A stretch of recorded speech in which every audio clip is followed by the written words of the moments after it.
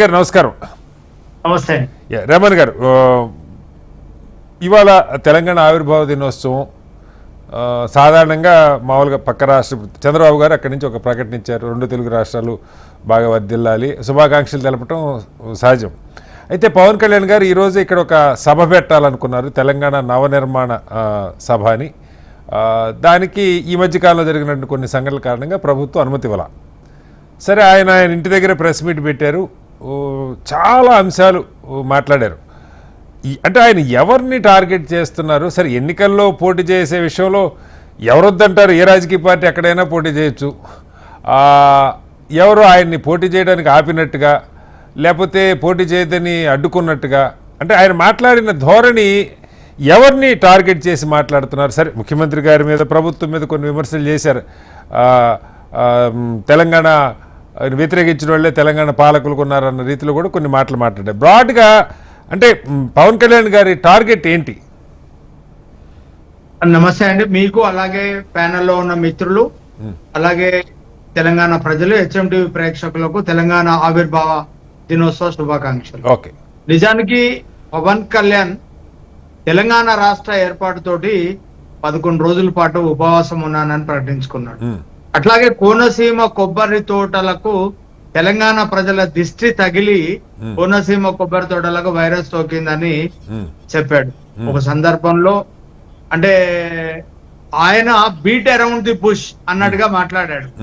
అసలు తెలంగాణ ప్రజలు, తెలంగాణ ఆవిర్భావము, లేకపోతే ఈ సందర్భంగా ఆయన సభ పెట్టుకోవడం కొంచెం అది తెలంగాణ ఈ సభ ఎందుకు ఆయన పెట్టుకునే హక్కు ఉంటది, ఉండమని మనం అనం. కానీ అంటే ఎందుకు పెట్టాలనుకున్నారన్నది నాకు అర్థం కాని అంశం.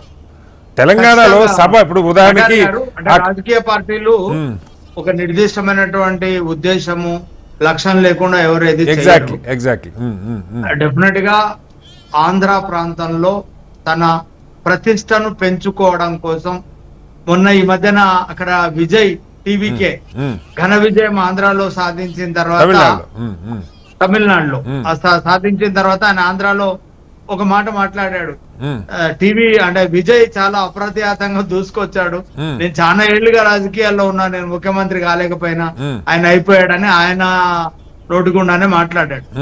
అయితే తన ప్రతిష్టను ఆంధ్రాలో పెంచుకునేందుకు తెలంగాణ పైన దాడి చేస్తే, ఇక్కడ తెలంగాణలో ఏదో జరిగిపోతుందని మాట్లాడితే ఇక్కడ ప్రజలకు అంటే ఆంధ్ర సెటిలర్లే కావచ్చు, లేకపోతే మిగిలిన వాళ్ళు, అంటే ఆయన తాడేపల్లి గూడెంలో ఉన్న ఆంధ్ర అధికారులను చాలా స్పష్టంగా చెప్పాడు. అక్కడ వాళ్ళకేమో ఇబ్బందులు వచ్చాయి, మేము వెళ్ళామని. నిజానికి అక్కడ ఉండే ప్రభుత్వ ఉద్యోగులు ఎవరైనా ఆంధ్ర ప్రభుత్వ ఉద్యోగులే. ఇక తెలంగాణ ఆంధ్ర లేదు. తెలంగాణలో పనిచేస్తున్న ఆంధ్ర ఉద్యోగులే కానీ మిగతా వాళ్ళు ఎవరైనా ఇక్కడ వాళ్ళు తెలంగాణ ఉద్యోగులే. అట్లానే ఇక్కడ ఉంటున్న వాళ్ళందరూ ఇక్కడి ప్రజలే కదా, తెలంగాణ ప్రజలుగానే చూస్తున్నాం మనం. అభిప్రాయ భేదాలు కానీ ఇంకొకటి కానీ ఇంకోటి లేవు. అదంతా సమిసిపోయినటువంటి అంశం. కానీ ఈయన నవ నిర్మాణం అనే పేరు ఏదైతే పెట్టాడో, ఈ పేరును, ఈ పదాన్ని తెలంగాణ ఉద్యమ సమయంలో దయచేసి వాడొద్దని ఒక 100 సార్లు కేసీఆర్ గారు అని ఉంటారు. అట్లానే తెలంగాణ ఉద్యమానికి నాయకత్వం వహిస్తున్న వాళ్ళు, సిద్ధాంతకర్తగా ఉన్నటువంటి వాళ్ళు, అది నవ నిర్మాణ సమితి అనేటువంటిది మహారాష్ట్రలో మరాఠా శివసేన లో ఒక వర్గము మరాఠా ఇతరులను తరమడం కోసం, వాళ్ళ ఆస్తుల మీద, అక్కడి ప్రజల మీద దాడులు చేయడం కోసం ఏర్పాటు చేసినటువంటి సంస్థ. ఇక్కడ కూడా తెలంగాణ నవనిర్మాణ అనే పేరు రాగానే ఇట్లాంటిది వద్దు, మనం విద్వేషం రెచ్చగొట్టే లైన్ వద్దని అని ఉండొచ్చు. అట్లాంటి పదాన్ని వాడొద్దంటే ఆయన మళ్ళీ అట్లాంటి పదాన్ని తీసుకొచ్చి ఇక్కడ బరాబర్ మేము ఇక్కడికి వస్తాం, ఇక్కడ మా పార్టీ పెడతాం, మేము ప్రచారం చేస్తాం అంటే ఒక రెచ్చగొట్టే ధోరణిలోనే మాట్లాడారు. కాదు, ఇప్పుడు ఆయన పార్టీ ఇప్పుడు లేదా సార్. ఇప్పుడు నాకు అర్థం కాని విషయం రేమన్ గారు, ఇప్పుడు ఆయన పక్కన నిలబడ్డ చాలా మంది తెలంగాణలో జనసేన పార్టీ నాయకులు కొన్నవాళ్ళు. సరే, పార్టీలకు ఓట్లు వస్తాయా రావా సందర్భాలను బట్టి వస్తుంటే రాకపోవచ్చు. తెలంగాణలో జనసేన పార్టీ ఉందిగా, మొన్న కూడా కొన్ని ఎన్నికల్లో వాళ్ళు పోటీ చేశారు, లేదు కొంతమంది మద్దతు ఇచ్చారు. పార్టీ లేదని ఎవరన్నారు, పోటీ చేయొద్దని ఎవరన్నారు?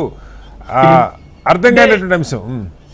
అంటే డెఫినెట్ గానండి ఇప్పుడు ఆ, మాట్లాడుతున్నది నేను ఇంతకు ముందు అన్నట్టుగా beat around the bush. Okay. అంటే ఒక నిర్దిష్టమైనటువంటి అంశాన్ని ఎంచుకొని గాని, మ్మ్. లేదా ఈ ప్రాంతంలో ఈ అన్యాయం జరుగుతుందని గాని, ఓకే. లేదా ఒక వర్గం ప్రజల హక్కులు రక్షించబడట్లేదని గాని, ఓకే.